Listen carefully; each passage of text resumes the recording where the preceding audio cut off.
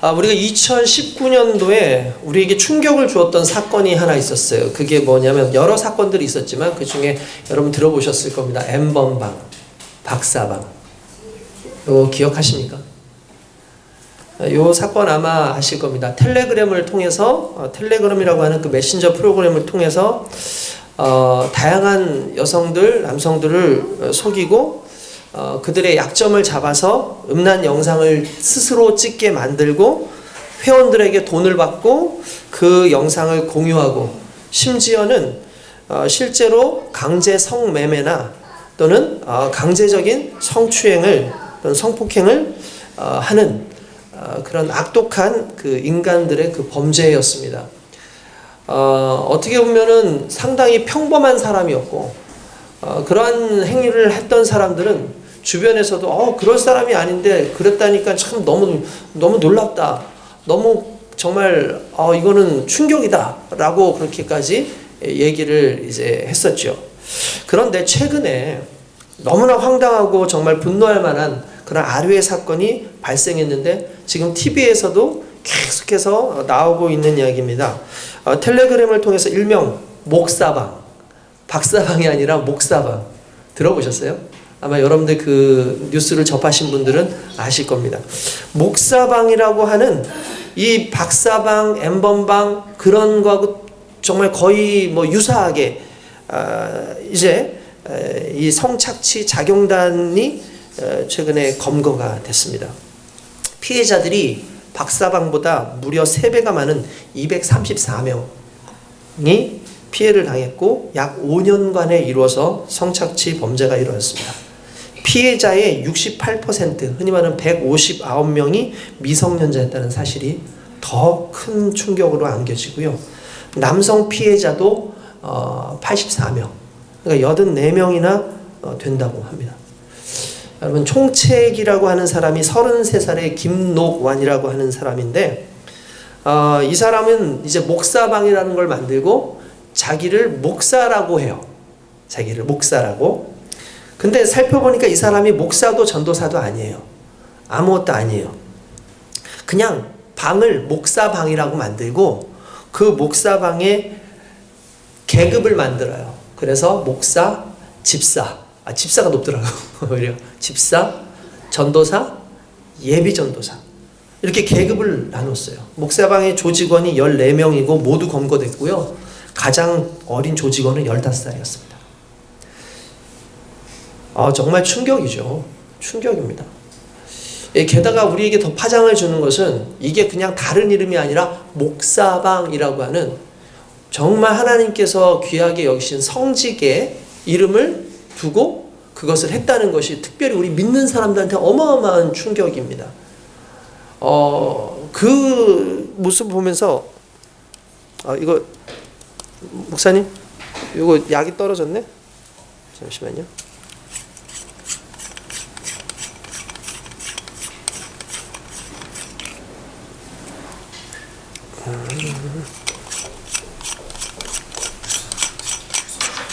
유선으로.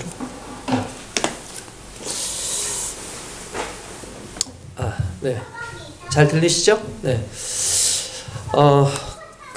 그 사람이 일반적으로 평범한 직장인이었대요. 그냥 평범한 직장인이었다는 거예요. 그러니까 너무나 자연스럽게 이런 행동을 하는데 아무도 그것을 모르고 있었다가 5년 만에 잡힌 거예요. 5년 만에. 그러니까 5년 동안 그런 행동들이 벌어지고 있었던 겁니다. 이게 너무나 악랄한 그런 범죄라서 정말 중형이 나올 것이다 라고 하는데 우리나라의 중형은 미국 같지는 않은 것 같아요. 미국은 형벌을 때리잖아요. 그럼 무기징역 이렇게 안 하죠. 몇 년 주는지 아십니까? 100년. 막 심지어는 400년. 그러니까 경감을 해줘도 거기서 죽어야 돼요. 그 사람은. 그 정도로 아주 강하게 법 집행을 합니다. 근데 우리나라는 솔직히 그런 부분에 있어서 한 10년, 12년 이 정도 하다가 그냥 나와요. 그럼 중간에 또 이런 사람들도 나름대로 또 열심히 또 이렇게 모범수 코스프레 같은 거 하거든요. 그러면 이제 또 나오게 되는 그런 상황도 있는 거죠. 이게 현재 어떻게 보면 참 안타까운 상황인데 제가 특별히 이 목사방이라는 이름 이런 것들을 보면서 안 그래도 오늘날 교회가 세상 속에서 상당히 좋지 않은 이미지로 자꾸 혐오의 대상처럼 되어간다고 제가 지난주에도 설교를 했었잖아요. 그래서 뭐 여러 가지 정치적으로 막 사람들을 선동하는 어떠한 그런 일들이 일어나고 하니까 그게 매스컴에서 너무나 자연스럽게 들어가고 그게 무슨 그냥 단순 극우 단체 무슨 뭐 어떤 단체가 아니라 그냥 기독교인들 이렇게 나와요. 그러니까 이것에 대해서 좀 반대급부가 상당히 많이 드러나면서 젊은 사람들 같은 경우는 나는 교회 안 다닌다. 저런 사람들이 모인 곳이라면 난 교회 안 다니겠다 라고 얘기하는 사람들도 너무나 많이 나타나는 걸 다시 한번 봅니다. 안 그래도 그런 분위기에서 성스러운 직분인 목사를 사칭한 목사방이라는 범죄 조직은 정말 신앙인을 우습게 보고 기만하는 행위라는 생각이 들어요. 솔직히 과거에는요, 불과 몇 년 전만 해도 종교인들, 흔히 말하는 이제 뭐 목사님도 그렇고 뭐 일반 다른 종교도 그렇고 그런 사람들을 건드리는 것을 좀 이렇게 기피했어요. 그죠? 그런 거 건드리면 내가 벌 받는다. 그런 거 건드리면 안 된다. 뭔가 신령한 기준이 있다고 생각을 했기 때문에 그런 걸 이제 상당히 부담스러워 했는데 지금은 그러한 권위나 신령한 요소가 거의 사라졌다 해도 뭐 너무나 당연하게 이게 여길 수밖에 없는 그런 시대가 왔다라는 거죠. 이게 단순히 이런 데에서만 드러나는 게 아니라 오늘날 우리를 끊임없이 공격하고 있는, 문화적으로도 공격하고 있는, 테러하고 있는 부분들도 상당히 많이 드러납니다. 오늘날 문화가 영화 속에서 기도인들을 폄하하고 적대시하는 부분들도 실은 넘치고 넘쳐요. 실제로도 우리가 그렇지 않다 해도 사람들의 입에 오르락 내리락 거리면 사람들의 귀에 예수 믿는 사람들은 좀 이상한 사람인가 보다. 실제로 그렇지 않고 일부 소수만 그런데도 그냥 모든 사람들이 보편화적인 그런 모습이 되어버리는 거 여러분들 잘 아실 거예요.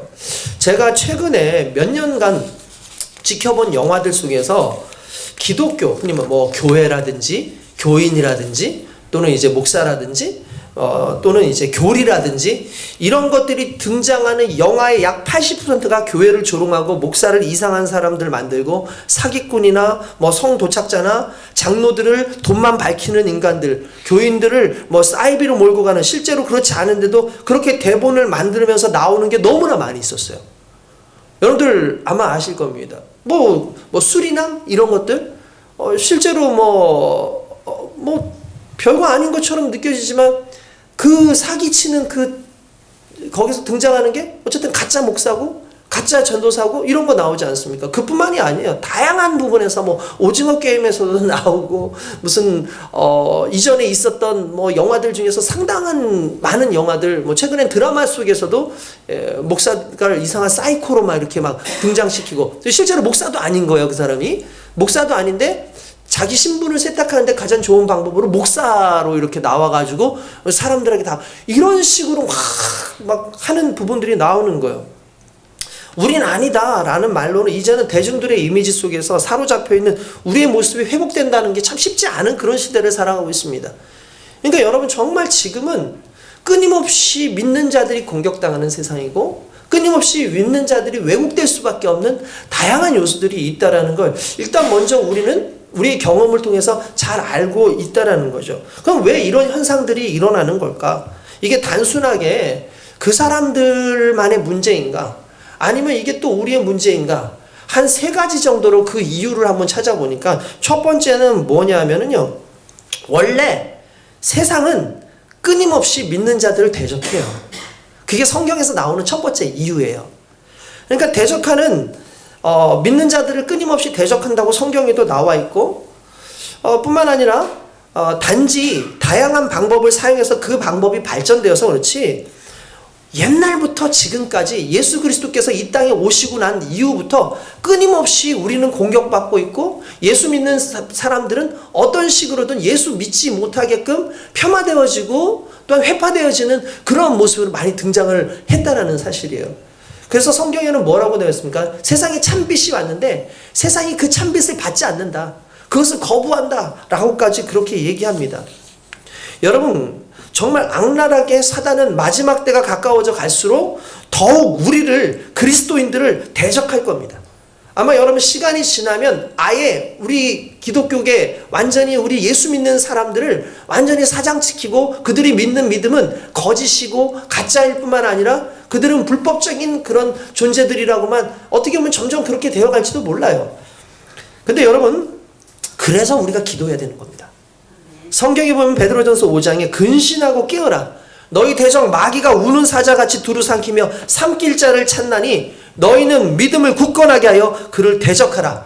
이는 세상에 있는 너희 형제들도 동일한 고난을 받는다라고 이렇게 말씀하고 있다는 사실이요. 그래서 여러분 계속해서 깨어서 기도해야 됩니다. 왜냐하면 악한 사단은 끊임없이 우리에게 대적할 것이고 조금만 문제가 있어도 그것을 하나님 앞에서 발구하고 이런 인생들이라고 이야기하면서 우리를 상당히 좀 어렵게 하고 곤란스럽게 하는 일들을 많이 나타낼 것이기 때문이에요. 솔직히 그렇지 않습니까? 다른 데보다도 우리 믿는 사람들이 문제가 있으면 더 크게 대서특필을 해서 보도되는 게 오늘날의 이 현실이라는 걸 일단 우리가 알아야 되는 거죠. 여러분, 그렇기 때문에 무엇보다 하나님께서 여러분 우리로 하여금 살아가게 하실 때에 믿는 자들은 어쩔 수 없이 믿는 자의 삶 속에서 부딪힐 수밖에 없는 수많은 문제가 있다는 걸 일단 첫 번째로 우리가 알아야 된다는 사실이에요.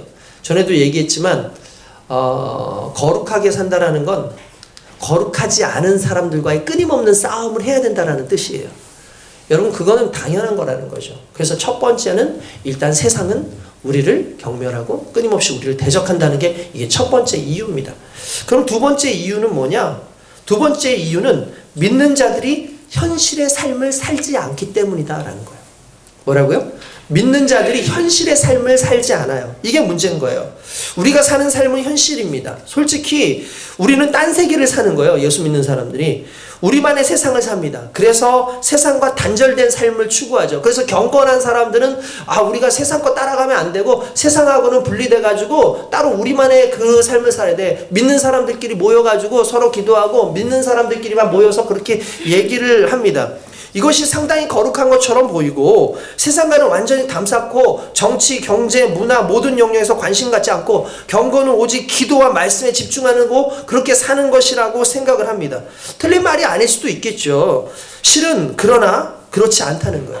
제가 설교를 통해서 누누이 말씀드렸지만 우리는 세상과 분리된 존재가 아니에요. 우리는 세상 밖에서 따로 사는 사람들이 아니라는 겁니다. 전에 말씀드렸죠. 성도는 거룩한 물이다. 거룩한 물이. 거룩한 물이라는 건 다시 말하지만 거룩은 구별됐다라는 뜻이라고 얘기했죠. 구별됐다. 분리됐다가 아니라 구별됐다. 구별됐다는 건 세상과 우리가 이렇게 서로 나눠져서 산다는 게 아니라 세상 속에서 살지만 그러나 우린 존재론적으로 다른 존재다. 다른 사람이다. 이게 구별이라는 거잖아요. 예수 안 믿는 사람들과 함께 살아야 돼요. 정말 죄악의 세상 속에서 함께 살아야 돼요. 근데 단지 우리가 다른 것이 있다면 우리는 죄인으로 사는 것이 아니라 용서받은 의인으로 사는 것이고, 용서받은 의인으로 산다는 것은 의인으로서 선한 영향력을 끼치면서 살아야 된다는 거예요. 그러니까 마치 세상과 우리가 분리된 것처럼 그렇게 우리의 삶을 살아야 된다라고 얘기해서 세상을 적대시하고 세상을 다른 것 보듯이 그렇게 하면 안 된다는 거예요. 오히려 우리 예수 믿는 사람들은 그들 안에서 어떻게든지 하나님의 선한 영향력을 가지고 세상을 변화시키고 빛으로 소금으로 사명을 감당하는 존재라는 것을 믿으시길 주님의 이름으로 축원드립니다. 당연히 세상의 삶을 생각해야 됩니다. 여러분, 끊임없이 마귀는요 우리로 하여금 이렇게 얘기해요. 야, 너희 네 할 일만 해. 너희 예수 믿는 사람들 그냥 예수 믿는 거에만 열심히 해. 신앙생활 열심히 해. 교회 모임 열심히 해. 라고 끊임없이 우리를 선동해요. 왜 그렇겠습니까? 세상에 영향 끼치지 못한 존재로 만들려는 거예요. 여러분, 이 얘기 누가 한 줄 아십니까? 학생은 공부하고 직장인은 열심히 직장에 다니고 가정주부는 열심히 가정일을 열심히 하고 그렇게 살아라. 여러분, 당연한 거죠. 이거 누가 얘기할게요? 최초로 말한 사람이 이완용이에요. 우리가 잘 아는 이완용. 나라를 팔아먹었다. 왜 그렇게 얘기하는지 아십니까? 학생은 공부하고 그리고 너희는 또 저기 일하는 사람들은 일만 하고 가정주부는 가정일만 하고 목사는 목회만 하고 그래. 정치는 일본이 알아서 할 거야. 그들이 알아서 할 거야. 그렇게 얘기를 하는 거예요. 그러니까 여러분, 이게 상당히 맞는 것 같지만 실제로 우리에게도 똑같은 거예요. 우리가 세상을 살면서 세상에 대해서 끊임없이 관심을 가져야 됩니다. 그래서 그들 안에서의 하나님의 선한 영역이 무엇인지를 보여주는 빛으로 소금으로서 역할을 감당하는 하나님의 은혜의 백성이 되어야 된다는 걸 믿으시길 주님의 이름으로 축원드립니다. 여러분, 그런 겁니다. 그렇지만 그럼에도 불구하고 옳고 그름을 판단할 수 있어야 돼요. 그것이 지혜입니다. 옳고 그름의 기준이 뭐예요? 하나님의 말씀이죠. 그리스도의 복음이죠. 또한 성경에는 우리의 선한 양심이라고 되어 있어요. 그러니까 그리스도의 말씀과 우리의 선한 양심으로 분별되어진 그 기준을 가지고 세상 속에서 계속 영향을 끼쳐주는 역사가 일어나야 된다는 거예요. 여러분, 세상을 관가하면 안 됩니다. 요한복음 3장 16절에서 나오는 하나님이 세상을 이처럼 사랑하사 독생자를 주셨으니, 여기서 하나님이 세상을 이처럼 사랑했다라는 그 말에는 모든 세상인 거예요. 그 모든 세상의 기준은 죄가 있다 없다를 따지지 않고 죄가 있다 할지라도 그 모든 것까지도 하나님의 세상인 거예요. 하나님은 그 세상을 살리시길 원하고 그 세상을 구원하시길 원하신다는 사실이죠. 그러니까 우리를 세상에서 멀어지게 해가지고 또 다른 세상으로 만들려는 게 아니라 그 세상 속에서 하나님의 자녀로 살아가는 것을 원하고 계신다는 걸 믿으시길 주님의 이름으로 축원드립니다. 그런 모습들이 자꾸 나타나야 돼요. 그래야 세상이 변해요. 그래야 세상이 더 이상 기독교인들에 대해서 자꾸 폄훼하고 폄하하는 그런 삶을 살지 않고 우리가 믿음 안에서 정말 선한 역사를 일으키고 있다면 그 누가 우리에게 뭐라고 하겠습니까? 예수님이 그리스도의 복음을 증거하시고 난 다음에 부활하신 이후에 교회가 발생을 했죠. 교회가 발생을 했을 때 언젠가 여러분들한테 그런 얘기를 해드린 적 생각나실 겁니다. 예수 믿는 사람들이 자꾸 착각하는 게 뭐냐면은 나는 비록 그렇지만 나 보지 말고 예수님 보고 믿어. 나 말고 하나님 보고 믿어. 그거 가짜입니다. 왜 그런 줄 아십니까? 초대교회의 부흥은 예수를 보고 믿은 게 아니라 예수 믿는 사람들을 보고 예수를 믿었어요. 그래서 성경에 뭐라고 되어 있습니까? 칭찬받았다. 교회가 칭찬받았다. 구제에 앞섰고 사람들이 믿음 안에서 서로 선한 일들을 격려했기 때문에 세상 사람들까지도 그들을 칭찬하고 예수 믿는 사람들이 점점 그 수가 더하여 가느니라 라고 얘기했어요. 성령의 놀라운 역사와 삶 속에서의 아름다움이 세상을 거부한 것이 아니라 세상 속에서 드러나지는 그 빛으로 있었기 때문에 나타난 현상이라는 거죠. 오늘 저와 여러분들이 그 지금 어떤 책임을 놓치고 사는 거예요. 그러니까 그런 소리를 듣는 거예요. 여러분, 복음은 우리예요. 우리가 복음이에요. 예수 그리스도가 함께 하시는 우리가 복음입니다. 무슨 말이냐면 우리가 보여질 때에, 우리가 드러날 때에 사람들이 우리 안에 있는 그리스도 예수를 보는 거예요. 그걸 무시하면 안 된다는 거예요. 전에도 말씀드렸지만 그럼에도 자꾸 까먹는 게 뭐냐면 하나님이, 예수님이 우리한테 너희는 빛이 되라, 소금이 되라 라고 말씀하신 적이 없어요. 너희는 소금이다, 너희는 빛이다 라고 말씀하셨죠. 산상수훈의 말씀이 너희는 빛이다. 그런데 왜 빛이 마루 아래 가 있어? 그 마루 아래 아무 데도 없는 데 가 있어. 등경 위에 올려놔야지 사람들이 그 빛을 볼 거 아니야. 야, 소금이 왜 소금단지에만 있어? 국그릇에 들어가야지 맛이 날 거 아니야. 찌개 그릇에 들어가야지 맛이 날 거 아니야. 왜 엉뚱한 데 가 있어? 라고 했죠. 그러니까 되라의 문제가 아니라 어디에 있을 것이냐에 대한 문제라는 거예요. 너희는 빛이 되어야 된다, 소금이 되어야 된다. 아니에요. 예수 그리스도가 우리 안에 있으면 우리는 이미 빛인 것이고, 예수 그리스도와 함께하고 있으면 우리는 세상을 만나게 하고 세상을 썩지 않게 하는 소금인 거잖아요. 그러면 되는 문제가 아니라 이건 어디에 있을 거냐에 대한 문제라는 거예요. 그러니까 우리는 세상을 벗어날 수 없는 거예요. 세상에 있어야 돼요. 할렐루야. 세상에 있어야 됩니다. 자꾸 그러니까 정말 허공의 메아리 같은 사람이 되는 거 아닙니까? 삶에 아무런 영향을 못 끼치는 거 아닙니까? 자꾸 삶 속에서 힘들지만 어렵지만 세상과 타협하지 않고 하나님의 백성으로 살아가기 위해서 애쓰는 저와 여러분들 될 수 있길 주님의 이름으로 축원드립니다. 우리가 자랑해야 될 것은 엉뚱한 것을 자랑하는 게 아니에요. 세상 속에서 빛으로서 하나님을 자랑하라는 거죠. 빛을 비추는 이유가 뭡니까? 빛을 비추는 건 빛이 없으면 어두워요. 앞에 갈 수 없어요. 분간할 수 없어요. 근데 내가 빛이 된다는 건 빛이 되어서 나를 드러내라는 게 아니라 빛이 되어서 무언가를 비치라는 거죠. 그게 뭐예요? 생명이에요. 부활이에요. 그게 하나님이에요. 우리가 비춰서 보여줘야 되는 건 하나님이에요. 그러니까 정말 말하면 우리가 누구를 자랑해야 되는 겁니까? 하나님을 자랑해야 되는 거죠. 할렐루야. 얼마 전에 어떤 목사님이 그 짤막한 그 쇼츠 같은 거를 통해서 얘기를 한 게 있었어요. 비기독교인들한테 물어봤대요. 어떤 종교를 선호하느냐. 이거는 실제로도 나온 거예요. 우리 기독교가요 14%예요. 14%. 여러분 100%에 14%예요. 그러니까 우리가 1등이 아니라는 거예요. 그러면 이제 우리가 생각하기에 좋아. 불교 사람들 워낙 많으니까 1등, 그 다음에 2등이 천주교, 뭐 요 정도. 그러면 이제 기독교가 3등? 아니에요. 기독교가 몇 등일까요? 4등이에요. 그러면 여러분 3등이 어딜까요? 원불교래요. 원불교 18%. 여러분 원불교가 뭔지 아세요? 뭐 그냥 불교계로 얘기하면 불교계의 신천지 같은 거야. 근데 여러분 원불교를 들어보지 못한 친구들도 있어요. 심지어 저도 원불교가 뭔지를 잘 몰라요. 그분도 잘 모른다 그래요. 물론 관심이 없으니까 모르는 거죠. 근데 그분이 그걸 느꼈대요. 원불교는 아무것도 안 한대요. 뭐 특별하게 뭐 나와가지고 뭐 전도를 하거나 그런 것도 없어요. 그죠? 그런데도 18%예요. 근데 기독교인들은요 난리 치고 막 했는데 14%예요. 그럼 우리는 뭘 안 한 걸까요? 그렇게 전도하고 그렇게 선교하고 그렇게 십자가 자랑하고 그렇게 많은 돈을 쏟아붓고 그런데 받은 성적표가 14%라는 거예요. 그러면 그분이 말하는 게 아니 저도 똑같은 생각이에요. 그럼 십자가가 문제냐? 예수가 문제냐?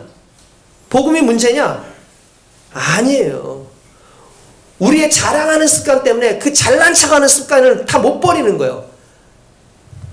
십자가도 내 자랑이고 큰 교회를 다니는 것도 내 자랑이고 유명한 목사님을 아는 것도 내 자랑이고 다 내 자랑인 거예요. 그러니까 교회를 자랑하는 게 아니고 예수 믿는 것도 예수를 자랑하는 게 아니라 예수 믿는 나를 자랑하는 거고 그 교회 다니는 나를 자랑하는 거고 십자가를 바라보고 있는 나를 자랑하는 거예요. 그러니까 어느 순간 다 형식만 교회고 형식만 기독교지 실은 자랑하는 게 자기였다는 거죠. 그러니까 문제가 되는 거예요. 여러분 예수가 드러나야죠. 성경에 빛이면 소금이면 내가 아니라 국을 맛있게 만들어야 되고 내가 비치면 나를 비추라는 게 아니라 내 빛을 통해서 하나님이 드러나야 되는데 이 세상 속에서 그렇게 드러나지 않으니까 나라는 존재 자체가 드러나요. 오히려. 그럼 문제는 뭐냐? 우린 죄성이 있어요. 우린 문제가 있어요. 그럼 내가 밝아지면 사람들이 보여주는 난 무슨 존재예요? 죄예요. 야, 넌 예수 믿는다는 사람이 우리나 너희나 다를 게 없잖아. 그런데도 너희는 깨끗한 척, 너희는 뭔가 대단한 척 얘기했으면 아유 진짜 역겹죠. 세상 사람들이 보기에. 우리가 그런 존재가 되어 있다라는 거예요.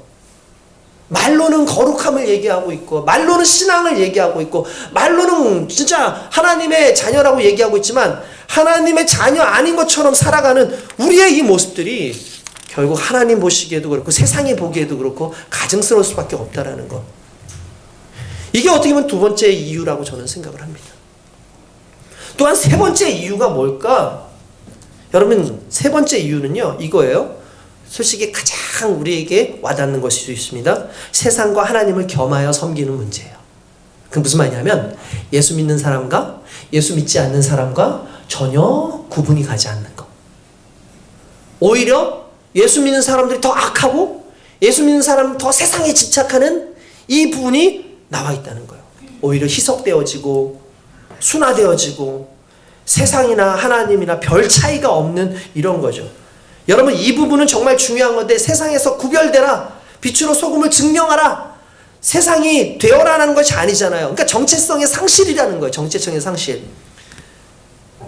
빛으로 소금으로 증명하라는 것이지 너희가 세상이 되라는 게 아니에요. 제가 그랬잖아요. 너희는 세상이 될 것이 아니라 복음이 되어야 된다. 이게 우리의 모습이어야 되는데 그렇게 살지 못하고 있는 게 있다는 거예요. 성경에 보면은요 누가복음 16장 13절에 그렇게 나옵니다. 집 하인이 두 주인을 섬길 수 없느니 혹 이를 미워하고 저를 사랑하거나 혹 이를 중히 여기고 저를 경히 여길 것임이니라. 너희는 하나님과 재물을 겸하여 섬길 수 없느니라 라고 되어 있는데 여러분 성경에서 구체적으로 세상 그런 게 뭐냐면 재물이 움직이는 세상이에요. 돈이 움직이는 세상, 권력이 움직이는 세상, 물질이 움직이는 세상. 이게 성경이 말하는 세상이에요. 그러니까 여러분 이 세상을 우리가 살고 있는데 그 세상이 추구하는 것을 우리가 똑같이 추구하고 산다는 거죠. 요한일서 2장 6절을 보면은 그의 안에 산다고 하는 자는 그가 행하시는 대로 자기도 행할지니라. 할렐루야. 그러니까 주님 안에 사는 사람은 주님이 행하라는 대로 행해야 되는데 주님 안에 살면서 세상이 행하라는 대로 살고 있으면 주님이 우리의 주님이 아닌 거예요. 우리가 세상과 겸하여 섬기고 있는 거예요. 아니 그럼 아까 전에 목사님 세상을 떠나지 말라면서요. 세상하고 같이 살아야 된다면서요. 그러면 세상적인 방식을 따라야 되는 건 아닙니까? 라고 말할 수 있겠죠. 그런데 여러분 다시 말씀드립니다. 우리의 정체성의 문제라는 거예요. 세상 속에 살지만 세상에 동화되는 인생이 아니라 세상 속에서 세상을 하나님의 나라로 바꾸어가는 하나님의 사명을 가진 백성들. 이게 우리의 삶의 정체성이 되는데 그게 안 되고 있다는 게 문제가 되는 거죠.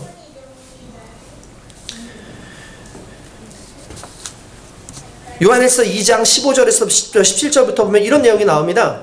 세상이나 세상에 있는 것들을 사랑하지 말라. 누구든지 세상을 사랑하면 아버지의 사랑이 그 안에 있지 아니하니 이는 세상에 있는 모든 것이 육신의 정욕, 안목의 정욕, 이생의 자랑이니 다 아버지께로 온 것이 아니요 세상으로부터 온 것이라. 이 세상도 그 정욕도 지나가되 오직 하나님의 뜻을 행하는 자는 영원히 거하느니라. 할렐루야. 이게 무슨 말입니까? 너희가 이 세상의 것들 사랑하고 이 세상의 것들 자꾸 자랑하잖아.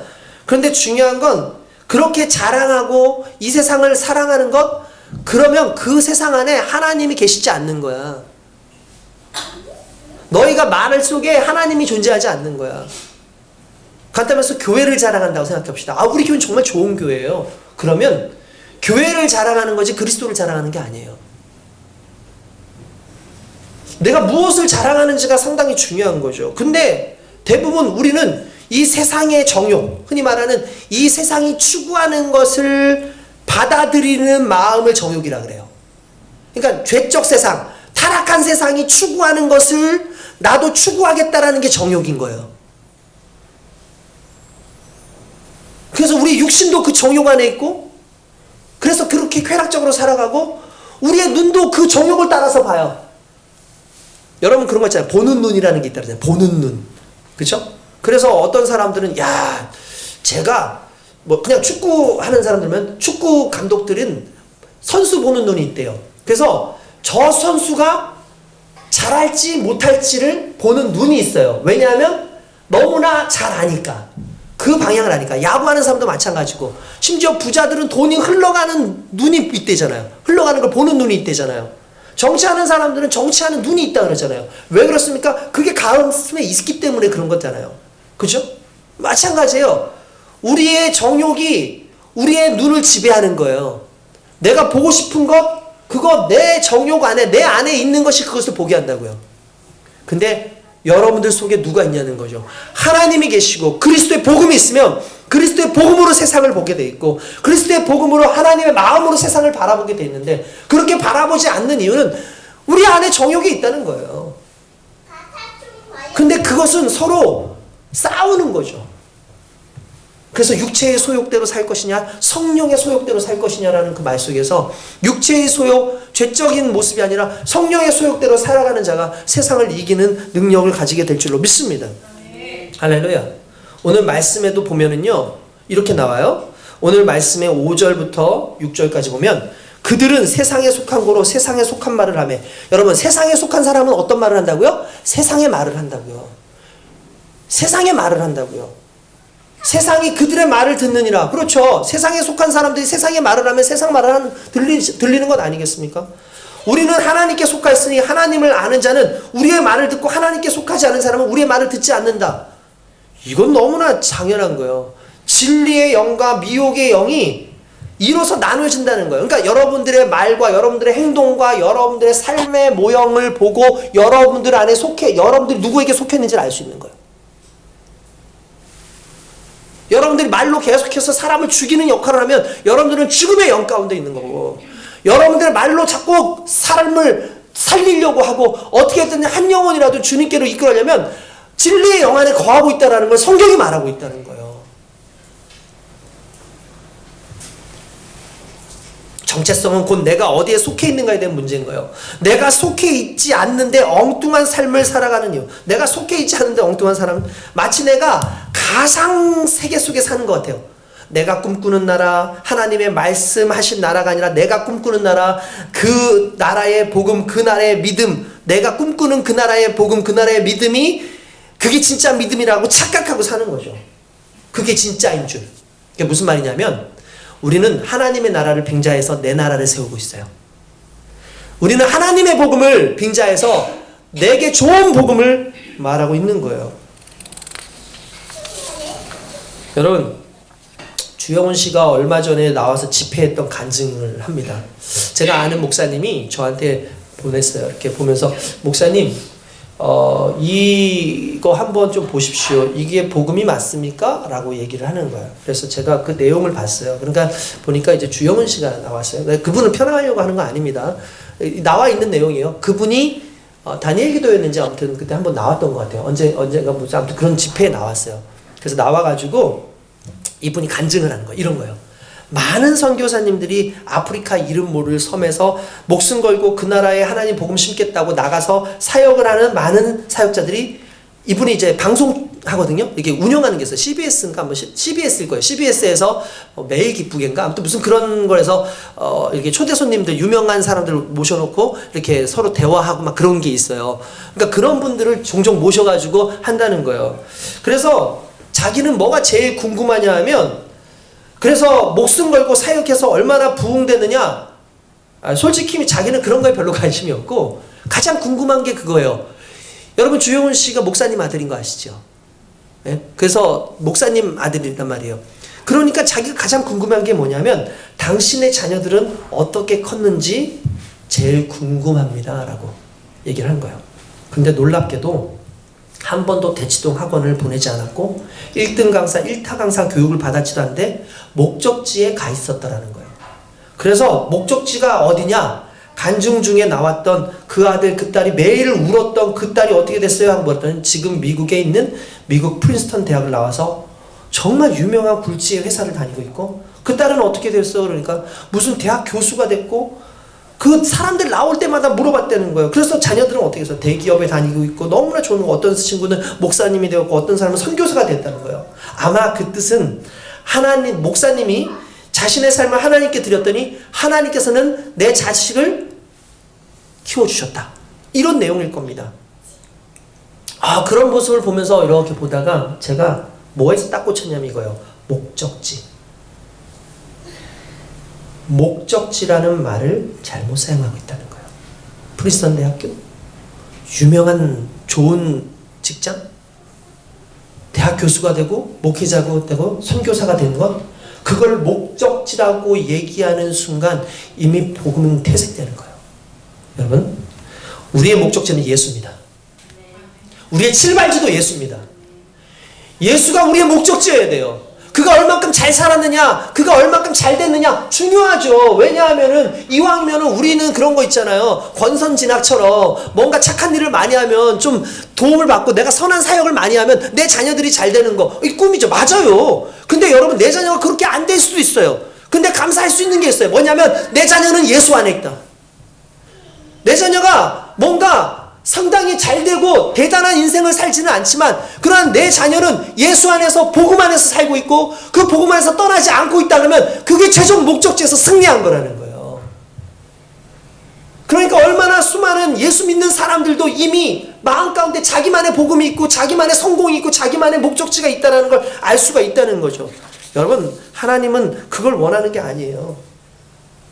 여러분, 말년에 내가 잘 먹고 잘 살 것 같았는데, 그거 중요한 거 아니에요. 나 못 살아도 상관없어요. 나 좀 고생해도 상관없어요. 말년이 됐는데도 불구하고 하나님이 여전히 너무나 감사하고 예수님이 나를 사랑하고 있고 그 예수님 나의 주님인 게 믿어지면 그게 복인 거예요.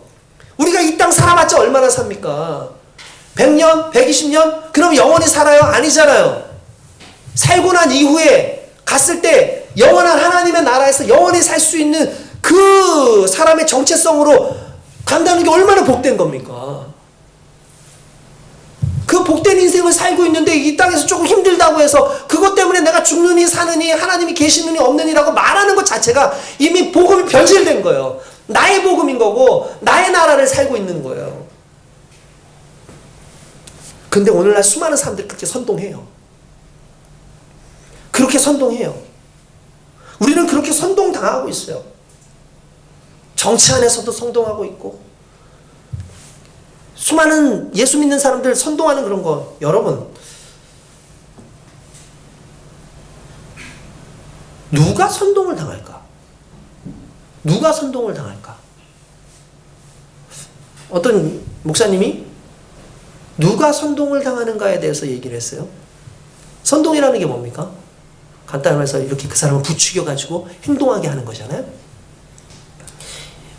그러면 이 세상의 목적지가 그런 것이라는 걸 누가 선동을 당할까? 그 유명한 목사님이 이렇게 얘기합니다. 여러분의 욕망을 예수님께 투사해서 예수님의 허상을 예수라고 믿으면 여러분은 쉽게 선동당하는 그런 무리를 범하게 되어 있습니다. 욕망에 사로잡히는 거예요. 그러니까 욕망을 자꾸 부추기는 거예요. 욕망을 부추겨가지고 이 욕망이 예수님이 원하는 것이 아닌데 예수님이 그걸 원하십니다. 예수님이 그렇게 말씀하셨습니다. 라고 말하고 그걸로 하여금 이렇게 막 하면 사람들이요. 욕망에 사로잡히거든요. 그걸 가지고 싶고 잘 되고 싶고 그러면 사리 분별력이 사라져요. 그래서 예수보다 내 욕망이 더 커지는 거예요. 그러면 당하는 거예요. 이 세상에는 언제든지 선동하는 악행을 범하는 사람들이 있습니다. 교회들 중에도 있습니다. 목사님 중에도 있습니다. 선동은 진실을 가지고 하는 게 아니에요. 거짓으로 하는 거예요. 왜 선동합니까? 쉽게 선동당하는 무리가 도처에 있기 때문에 선동을 해서 그들을 통해서 이익을 얻는 수많은 이들이 선동을 하는 거예요. 당하면 안 되는 거예요. 누가 쉽게 선동당한다고요? 예수를 보지 않고 예수에게 자기의 욕망을 투사해서 예수의 허상을 보는 사람들. 선동당하고 싶은 사람이 선동당한다. 여러분 들어보셨습니까? 선동당하고 싶은 사람이 선동당한다. 여러분 거짓 뉴스를 누가 믿을까요? 간단해요. 그 거짓 뉴스가 진짜이기를 원하는 사람입니다요. 자명하게 잘못이 드러나고 자명하게 그것이 문제가 있다고 얘기하는데도 불구하고 아니라고 얘기하고 다른 이유가 있다고 얘기하고 선동하는 수많은 것들이 여러분 우리에게 있다는 사실을 알아야 돼요. 왜 그래요? 세상과 구별이 안 되니까 그러는 거예요. 천국을 그렇게 믿고 신앙생활을 그렇게 하는 사람들 정말 맞아요. 우리만은 믿고 싶은 대로 믿는 거. 여러분 그러면 안 됩니다. 성경 말씀보다 누군가의 간증이나 목사님들의 자기 경험 같은 것을 너무나 성경 말씀보다 삶의 원천으로 생각하면 안 돼요. 여러분 그건 진짜 확실한 겁니다. 마치 성경에 사용되는 내 마음의 성경이 성경처럼 사용되는 내 마음의 성경이 그것을 왜곡시켜요. 한참 동안에 가계에 흐르는 저주라고 하는 그런 얘기가 있었어요. 가계에 흐르는 저주. 무슨 말이냐면 대대로 내려오는 저주가 있는데 그 저주를 끊어내지 않으면 그 저주가 계속해서 흘러내려간다. 그래서 자녀들에게도 흘러내려간다. 그렇게 얘기를 해요. 근데 여러분 생각해보면 그게 예수 믿는 자들에게는 통용되는 게 아니거든요. 실은 예수를 믿는 순간 모든 것은 사라지는 거예요. 근데 예수를 믿어도 성령 받지 않으면 그게 여전히 흘러간다. 뭐 이렇게 얘기를 해요. 근데 그게 성경에 나와 있냐? 안 나와요. 그럼 누가 얘기하느냐? 은사 사역하는 사람들. 특별히 부흥사들. 뭔가 막 그런 영적인 것들을 막 부풀려야지만 되는 사람들. 우리는 예수 그리스도를 믿으면 저주 아래 있는 사람이 아닙니다. 그런데 어느 순간 저주 아래 있는 존재인 것처럼 그렇게 자꾸 얘기를 하는 거죠. 여러분 아니에요. 툭 하면은 여러분 속에 쓴뿌리가 있다. 쓴뿌리 아니 우리한테 무슨 쓴뿌리가 있어요. 우리의 죄성이 우리의 연약함이 있는 거지만 쓴뿌리라는 게 뭡니까? 뽑아내지 못한 쓴뿌리가 있으니까 그걸 해야 된다. 무슨 심령 치료를 한다. 막 이렇게 하는데 실제로 자세히 생각해 보면 여러분 그거는 맞는 게 아니에요. 예수 그리스도 안에서 언제 그것이 없어지냐면 내가 결단하는 순간 내가 그 삶을 살지 않겠다고 성령을 붙잡고 사는 순간 그건 사라지는 거거든요. 실은 이런 것들 비성경적이고 알고 보면 무속적인 겁니다. 그래서 특별히 말씀 자꾸 읽으라는 거예요. 그래서 자꾸 말씀에 대한 객관적인 믿음을 소유하라는 거예요. 말씀 위의 것, 대부분 여러분들 신앙생활하는 사람들의 상당수가 말씀 내용보다는 목사님들이 또는 이제 부흥사들이 자기의 경험에 의해서 얘기해줬던 것을 거봐, 목사님 그렇게 말씀하셨잖아. 물론 목사님 당연히 그 말씀 믿기는 해야겠지, 그 간증에서. 근데 그 목사님보다 더 믿어야 되는 건 뭐냐면 그 목사님이 정말 말하고 싶어하는 그 말씀의 본질을 알아야 되는 거예요. 할렐루야. 어느 역사학자가 재미있는 이야기를 해줍니다. 무속주의를 일반적으로 샤머니즘이라고 하잖아요. 무속, 샤머니즘이라고 얘기하잖아요. 그러면은 그 무속을 행하는 사람을 누구라 그래요? 무당, 그렇게 얘기하잖아요. 그걸 이제 영어로 하면 샤먼이에요. 샤먼. 이 샤먼이라고 하는 존재가 있죠, 나라마다. 그죠? 그런데 우리나라는 재미있대요. 우리나라의 특징이 대부분이 다 샤먼이래요. 이게 무슨 말인가 싶죠, 여러분. 그 역사학자가 그렇게 얘기해요. 그 대표적인 예가, 자, 여러분 물어볼게요. 태몽 없는 사람 손 들어보세요. 태몽 없는 사람. 저도 태몽 있어요. 아기 돼지 2마리가 어머니 품속으로 들어갔대요. 우리 예원이도 태몽이 있고, 누구도 태몽이 있고 막 그래요. 태몽 없는 사람이 없어요. 태몽 없는 사람이. 이게 무슨 말이냐면은, 예로부터 우리나라 사람들이 다 샤먼이라는 거예요. 종교성이 강하고 무속적인 게 강해요. 그죠? 여러분, 이게, 그러니까 원래 샤머니즘은 그런 거잖아요. 샤먼들은 뭐예요? 한 명의 무당이 여러 사람의 꿈도 꿔주고 여러 사람 예언도 해줘요. 근데 우리는 우리가 다 꿈꾸고 우리가 다 태몽도 있고 다 그러잖아요. 그러니까 우리나라 사람들이 참 독특하대요, 그런 부분에 있어서. 근데 이런 부분에서 이 독특한 이런 사람들이 이렇게 살아가는 건데, 중요한 것은 이게 안타깝게도 예수를 믿고 난 이후에도 우리 삶 가운데 있어요. 그래서 특별한 거 원하고 특별함 체험하려고 하고 특별한 무언가가 있어야지만 내가 신령한 사람인 것처럼 느껴지고 신령한 크리스찬인 것처럼 느껴진다는 거예요. 근데 여러분, 그게 아니에요. 말씀 따라 살고 말씀에 목숨 걸고 그리스도의 성도로 살아가기 위해 성경 읽고 예배드리고 기도하고 전도하고 헌신하고 서로 사랑하는 그런 현실적인 실천이 나타날 때에 실은 그게 크리스찬으로서의 정체성이 드러나는 거거든요. 근데 자꾸 엉뚱하게 세상의 것을 집착하죠. 왜? 샤먼처럼. 나 세상에서 복 받을 수 있어요? 나 세상에서 잘 나갈 수 있어요? 나 이번에 뭐 될 수 있나요? 나 대통령 될 수 있나요? 나 장관 될 수 있나요? 나 돈 많이 벌었어요? 나 이번에 대학 들어갈 수 있나요? 나의 어떤 이익을 위해서 하는 그런 모든 행동들, 수능 기도회, 직장 저거를 위한 축복 기도회, 샤먼적인 거잖아요.